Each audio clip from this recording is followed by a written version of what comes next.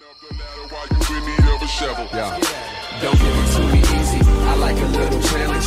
When it feels better when you take a little damage.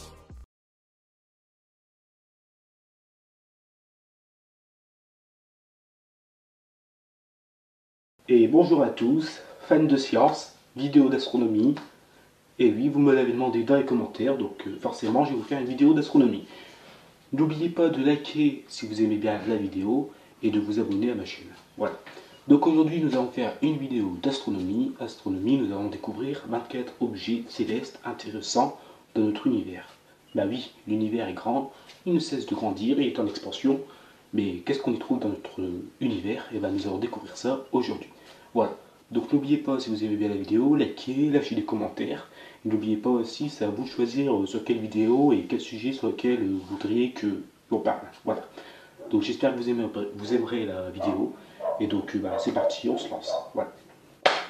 Alors, les objets célestes, vous en connaissez forcément. Les planètes, des nébuleuses, des galaxies, et d'autres que vous ne connaissez pas forcément et que vous allez découvrir aujourd'hui même. Alors, dans les commentaires, on m'a demandé de faire une vidéo sur les trous noirs. Donc, comme j'en avais déjà fait une il n'y a pas longtemps sur Snapchat, mais certaines personnes n'ont pas pu la voir, je vais parler des trous noirs dans cette vidéo, mais ça sera un passage rapide. Voilà.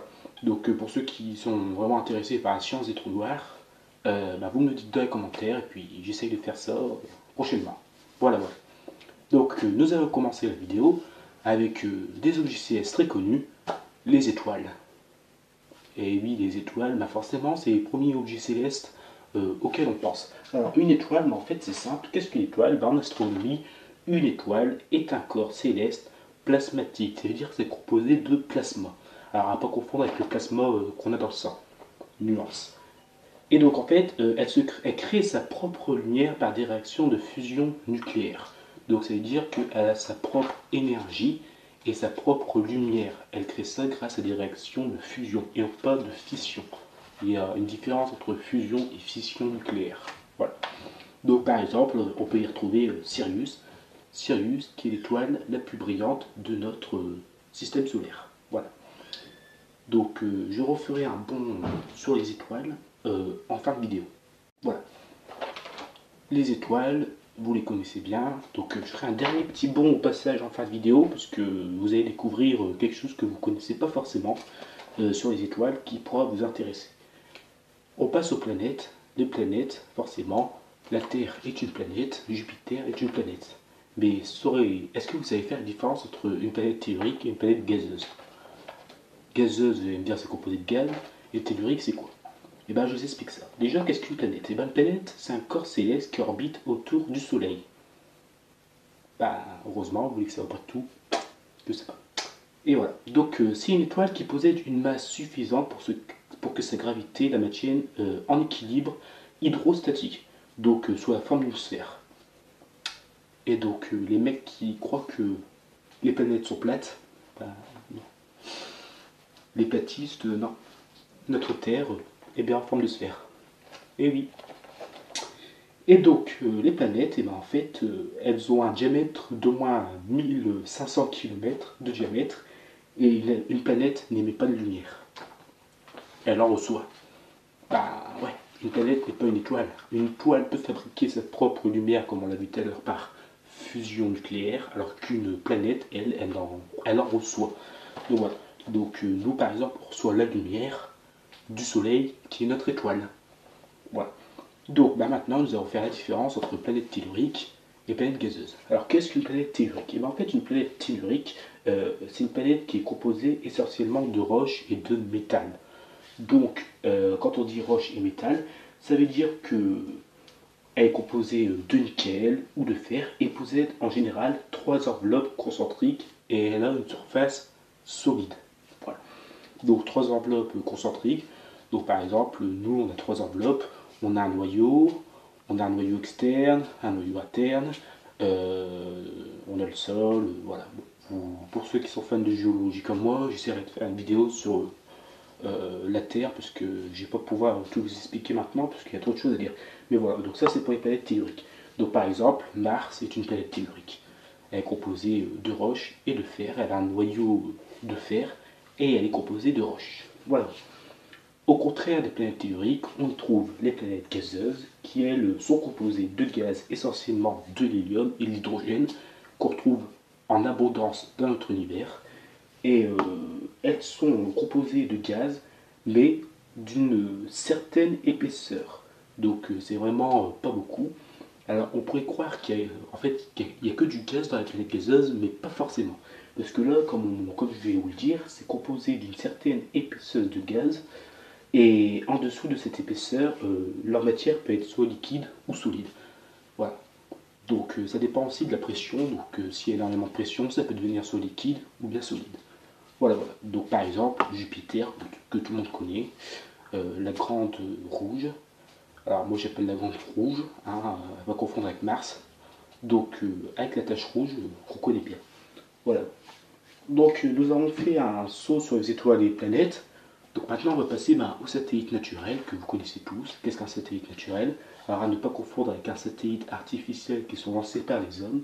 Les satellites naturels sont des objets célestes en orbite autour d'une planète ou d'un plus grand objet que lui-même.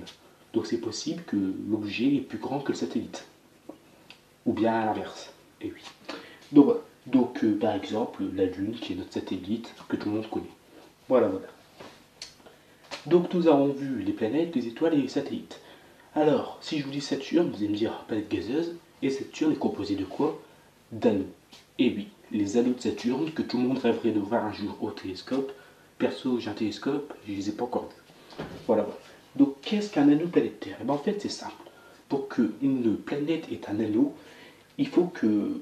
un anneau en fait déjà qu'est-ce que c'est? En fait c'est une région en forme de disque se situant autour d'une planète, qu'elle soit naine, ou d'un petit corps formé par de la poussière et d'autres particules diverses. Donc quand vous regardez les anneaux de Saturne au télescope, en fait c'est composé de blocs de roches ou de glace ou de poussière.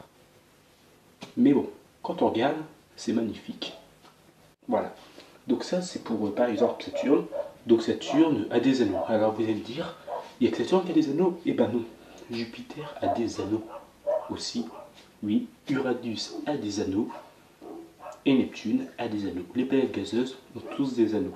Alors ils sont forcément moins visibles que ceux de Saturne, mais les 4 planètes gazeuses ont bien des anneaux. C'est pas magnifique ça? Bah ouais. Voilà, voilà. Donc ça c'était pour les anneaux. Donc maintenant nous allons passer au trou noir. Donc ça c'est notre sixième objet céleste.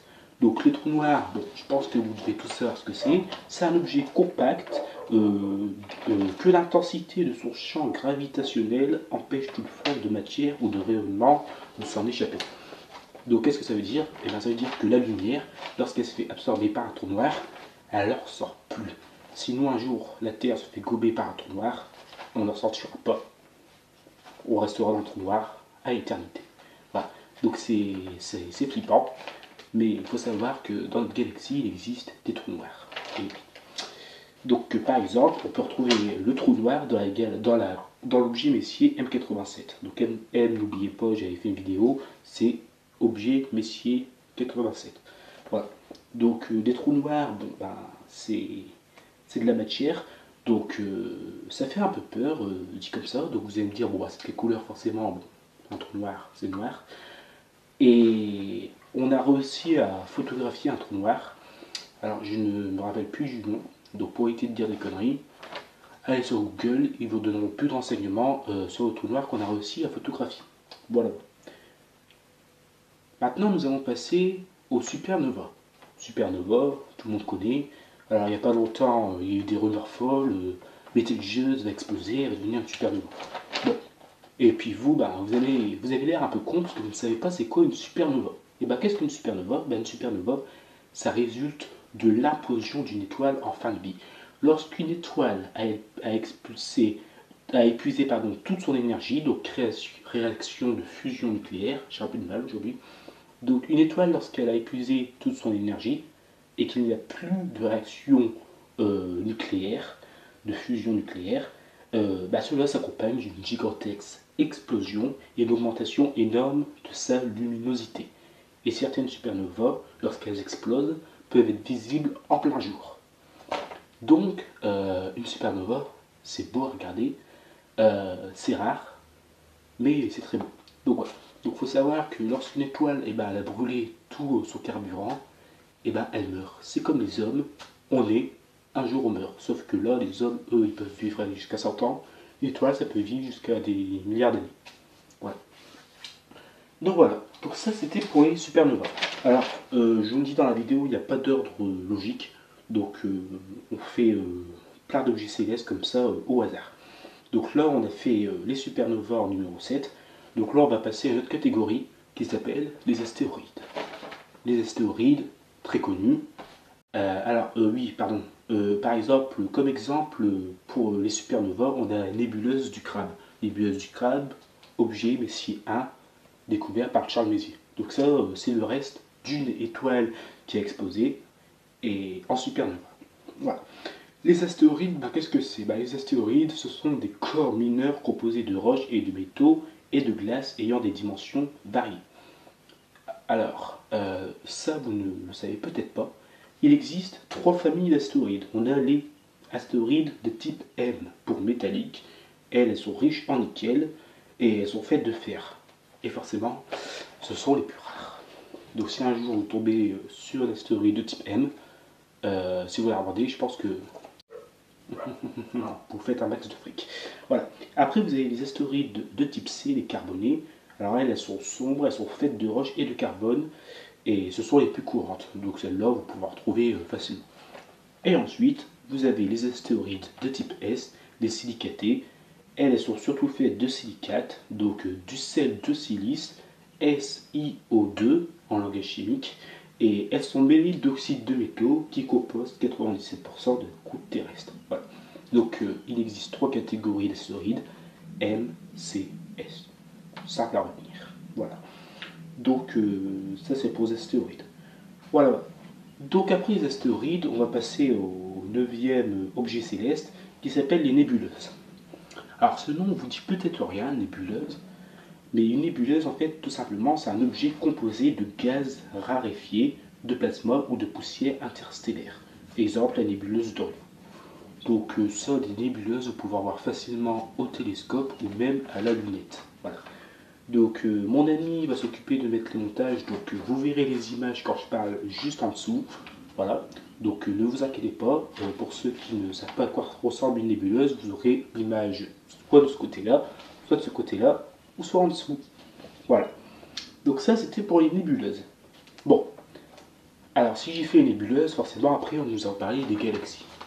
Les galaxies, bon, tout le monde connaît au moins le nom d'une galaxie. Par exemple, la galaxie d'Andromède. Alors, qu'est-ce qu'une galaxie? Une galaxie, c'est l'assemblage d'étoiles, de gaz et de poussière, et aussi de vide, et aussi de matière noire. Alors, je vous explique tout de suite, dans cette vidéo, je ne vais pas beaucoup parler de matière noire.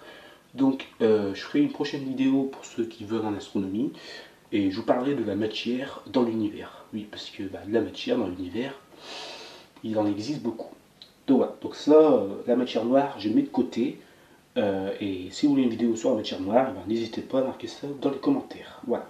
Donc, de matière noire. Donc, elle peut contenir un trou noir supermassif en son centre. Ah, et dans notre galaxie à nous, il y a un trou noir supermassif.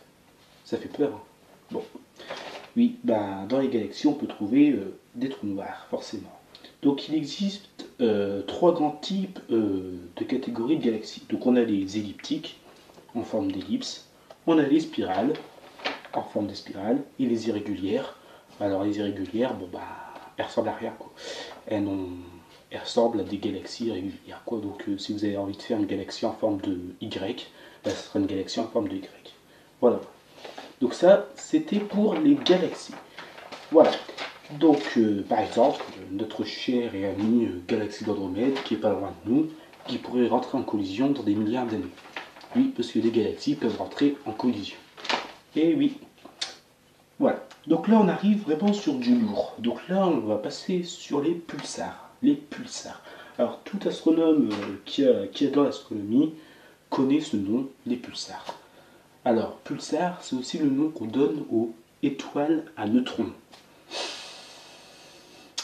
Ça a l'air compliqué tout ça. Ben non, en fait, c'est simple. Qu'est-ce qu'un pulsar? Eh bien, un pulsar, c'est un objet astronomique produisant un signal périodique allant de la milliseconde à quelques dizaines de secondes.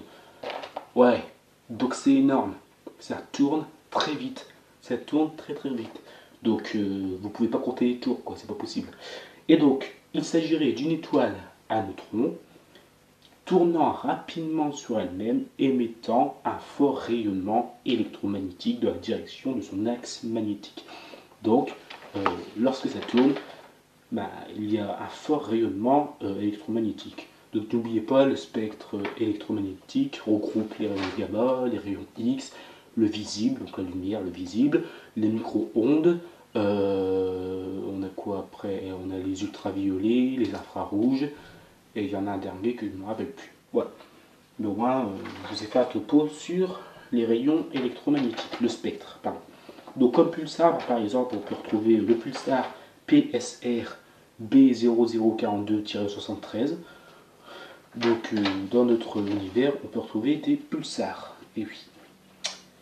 Les étoiles binaires, bon, ça je pense que c'est pas compliqué à comprendre. Une étoile binaire, c'est une étoile double physique, système composé de deux étoiles orbitant autour d'un centre de gravité commun. Dans la constellation de la Grande Ourse, on trouve deux étoiles binaires, Alcor et Mizar, qui sont connues. Voilà. Donc en exemple, il y a Alcor et Mizar. Voilà, voilà. Numéro 13, on passe aux amas globulaires. Donc qu'est-ce qu'un amas globulaire? C'est un amas stellaire très dense contenant environ une centaine, et j'ai bien dit environ une centaine de milliers d'étoiles en forme d'une sphère dont la taille varie. Donc, bon, on pourrait confondre avec une nébuleuse. C'est presque comme une nébuleuse, moi je dirais, mais bon, c'est pas une nébuleuse puisque ça s'appelle un amas globulaire. Donc, par exemple, on retrouve l'amas globulaire M5. Voilà. Donc, si on a des amas globulaires, on trouve aussi des amas de galaxies. Amas de galaxies ou amas galactiques. Ce sont des associations, j'ai un peu de mal avec les mots aujourd'hui, de plus d'une centaine d'environ de galaxies liées entre elles par la force gravitationnelle. Il existe 4 forces fondamentales, ne l'oubliez jamais en physique: la force faible, la force forte, la force électromagnétique et le dernier, et la force gravitationnelle. Voilà. Donc ça aussi, si vous voulez que je fasse une vidéo sur les forces fondamentales, n'hésitez pas, commentaire. Voilà. Donc on retrouve par exemple l'amas de la Vierge, où on peut repérer pas mal de galaxies. Voilà. Numéro 15, on trouve les exoplanètes. Alors qu'est-ce qu'une exoplanète? Bon là c'est simple, hein. Une exoplanète est appelée aussi planète extrasolaire, planète située en dehors du système solaire. Donc toutes les planètes qui sont en dehors de notre système solaire, ce sont des exoplanètes. Il en existe beaucoup, donc comme par exemple l'exoplanète HD 188753AB. Voilà, donc ça c'est les exoplanètes. On en parle souvent des exoplanètes, oui, exoplanètes qui pourraient contenir la vie ou pas. Voilà. J'aurais pu mettre aussi comme exemple Trappist.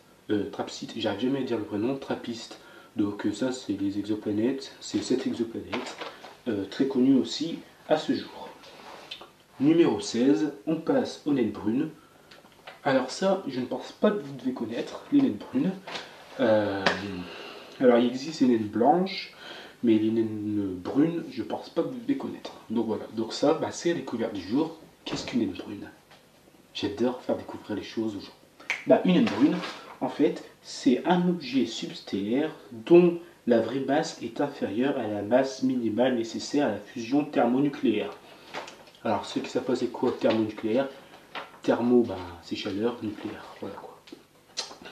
De l'hydrogène, mais supérieure à celle nécessaire à la fusion du thermonucléaire du deutérium. Bon, ça c'est une explication bien scientifique, bien short. Si vous voulez une explication simple, donc là je vous fais l'explication simple, il s'agit juste en fait d'un objet insuffisant en masse pour être considéré comme une étoile, mais plus massif qu'une planète géante. Voilà. Cherchez la logique, allez dedans. Puisqu'on vient de le dire, il s'agit d'un objet insuffisant, massif, pour être considéré comme une étoile. Donc ce n'est pas une étoile, mais par contre, c'est plus massif qu'une planète géante. leur luminosité est donc très faible. Voilà. Donc, elles n'émettent pas beaucoup de lumière. Exemple, Gliese 229. Voilà. Bon, on arrive enfin. On va bientôt arriver au top 20. 17. Nébuleuses planétaires. Bon, nébuleuse planétaire, je pense que vous devez connaître. Objet astronomique qui ressemble à un disque d'aspect nébuleux lorsqu'on l'observe à basse résolution. Exemple, nébuleuse de Lilith, nébuleuse qui est bien connue. Et là, on arrive à celle que je préfère, les comètes. Qu'est-ce qu'une comète? Alors, il ne faut pas confondre comète et astéroïde. Je vous donne la définition d'une comète. Une comète, c'est un petit corps céleste constitué d'un noyau de glace et de poussière en orbite, sauf en cas de perturbation. Oui. Autour d'une étoile. Donc lors d'un passage, par exemple près du Soleil, le noyau s'entoure alors d'une fine atmosphère brillante constituée de gaz et de poussière appelée chevelure, souvent composée de 2 traînées lumineuses. Une comète bien connue, la comète de Halley. Et si vous ne connaissez pas cette comète, allez sur Google, parce que bon, c'est un peu con de connaître la comète de Halley, elle est très très connue. Voilà, voilà. Ensuite, donc en exemple, la comète de Halley. La ceinture de Kuiper.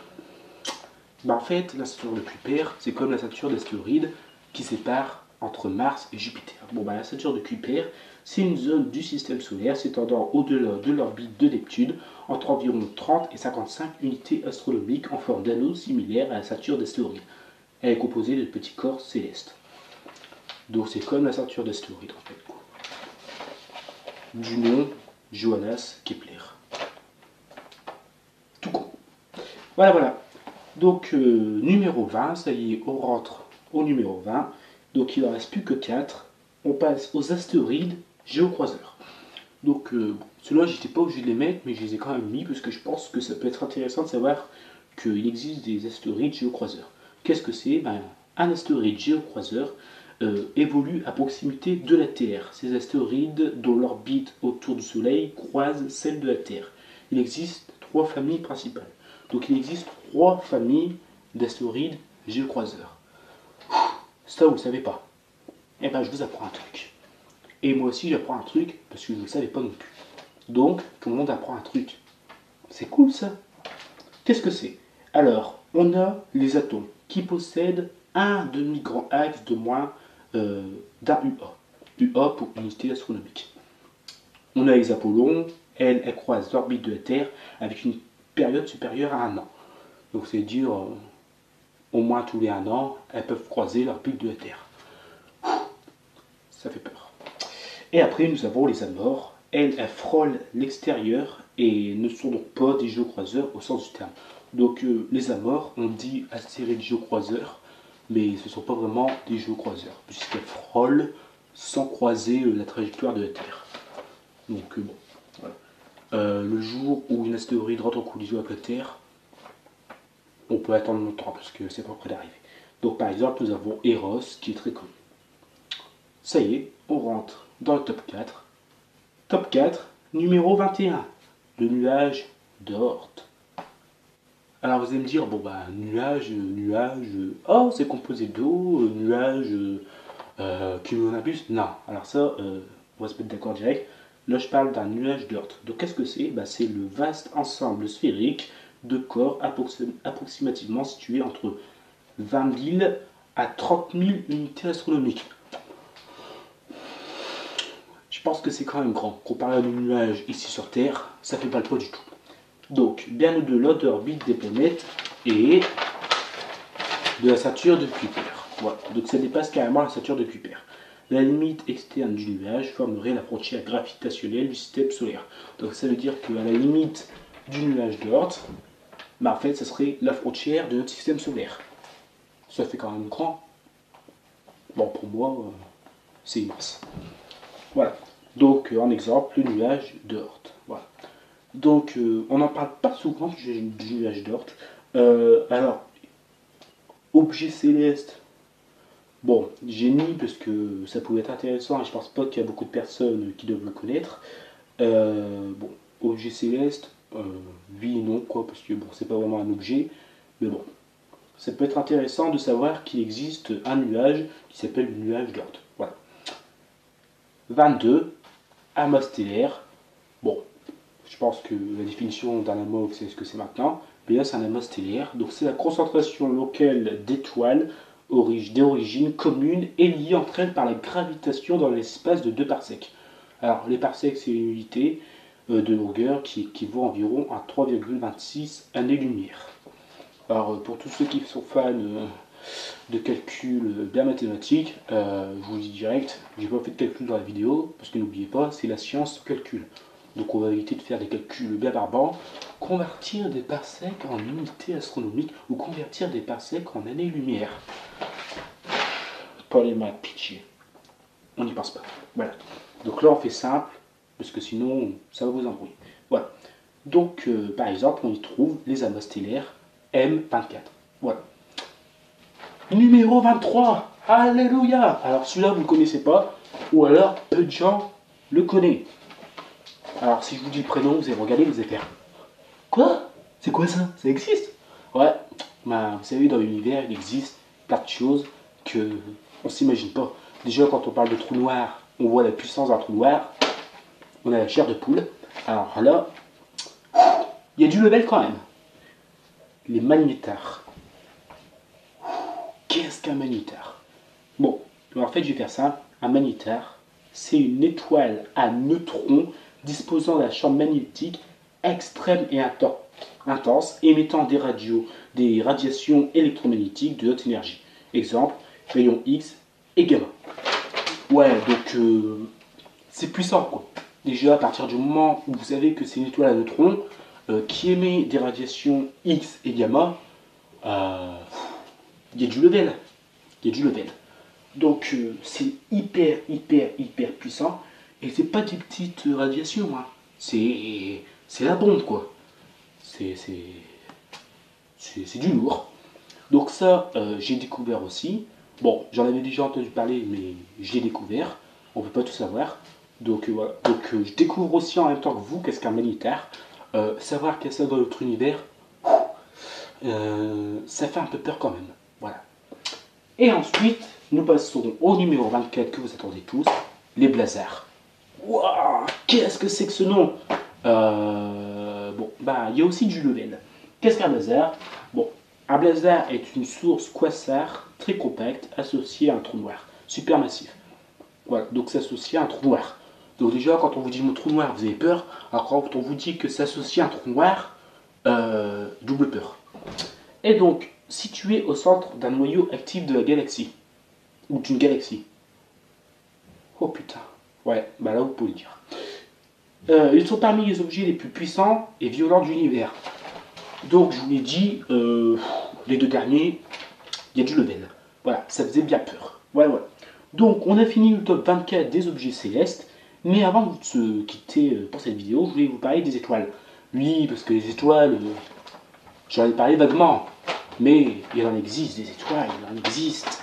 Et il y en a énormément. Il existe un diagramme qui classe ces étoiles en fonction de leur température, de leur luminosité. Alors ce diagramme, vous le connaissez peut-être pas, certaines personnes le connaissent, tous ceux qui sont en terminale, scientifique et autres, vous connaissez forcément ce diagramme, Hertzsprung et Russell. Voilà. Donc on retrouve la taille des étoiles, température, luminosité. Et donc qu'est-ce qu'on peut retrouver dans ce diagramme? On retrouve les naines blanches, les naines rouges, les naines brunes, les supergéantes bleues, les supergéantes rouges et les supernovas.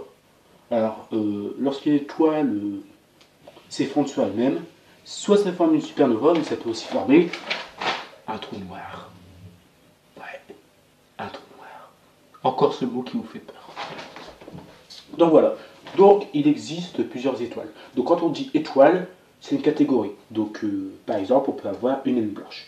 Donc par exemple, le Soleil, c'est une géante rouge. Voilà. Betelgeuse, ou Betelgeuse, c'est une super géante rouge. Voilà.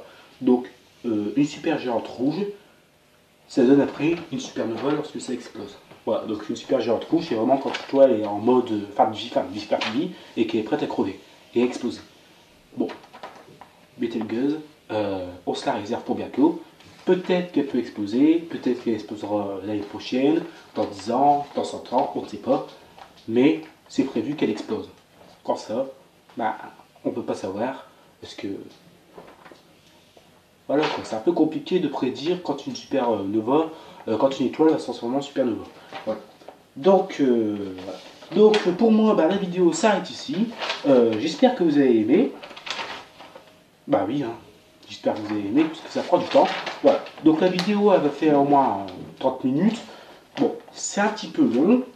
J'ai essayé de vous donner le plus possible d'objets célestes qu'on retrouve dans notre univers. Notre énorme univers. L'univers est grand et ne cesse de grandir, ne l'oubliez jamais. Et d'une bulle.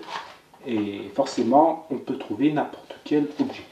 Donc voilà, donc je vous l'avais dit, j'ai parlé vite fait des trous noirs.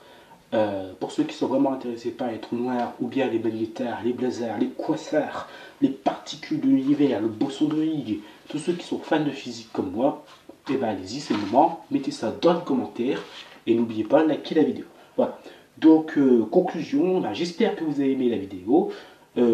Pour ceux qui sont, comme je vous l'ai dit il y a 2 minutes, vraiment intéressés par les trous noirs, il y a possibilité que je vous fasse une vidéo sur les trous noirs. Voilà, donc ce sera une petite vidéo de 10 minutes. Comment se forme un trou noir, comment ça fonctionne, et peut-être ci, peut-être là. Voilà.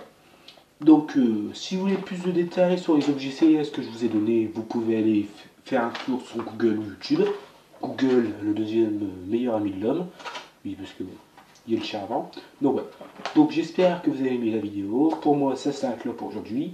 J'ai découvert avec vous quelques objets célestes que je ne connaissais pas. Naine brune, magnétar, quasar.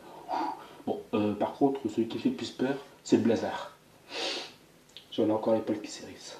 Bon, voilà. Donc ça y est, c'est fini. Je vais encore remercier encore une fois mon ami qui s'occupe de tout ce qui est informatique, démontage. J'espère que vous aimerez bien la vidéo. N'oubliez pas de liker la vidéo, regardez-la, diffusez au maximum notre chaîne. J'aimerais au moins avoir 50 abonnés. J'ai pas dit j'aimerais. Ouais, mais bon, voilà, on fait de son mieux. Donc là, c'est mes débuts. Et n'oubliez pas, si vous avez un thème que vous adorez et que vous voudrez que je fasse une vidéo dessus, n'hésitez pas. Voilà. Bon, le début c'est toujours un peu compliqué, donc j'ai toujours besoin de ma fiche, je bégaye un peu. Donc voilà. Donc je préfère quand même faire une fiche, au moins une fiche est utile si j'oublie des choses. Ah oui, parce que si j'oublie pas de choses, bon, c'est embêtant. Voilà. Donc voilà, donc pour moi ça s'arrête ici. J'espère que vous avez aimé la vidéo. Et n'oubliez pas, la science est un plaisir, il ne faut pas se prendre la tête, comme d'habitude. Et puis, prochain thème, à vous de choisir. Astronomie, physique, chimie, SVT, n'importe quoi. Voilà. Allez, à plus. Bye bye.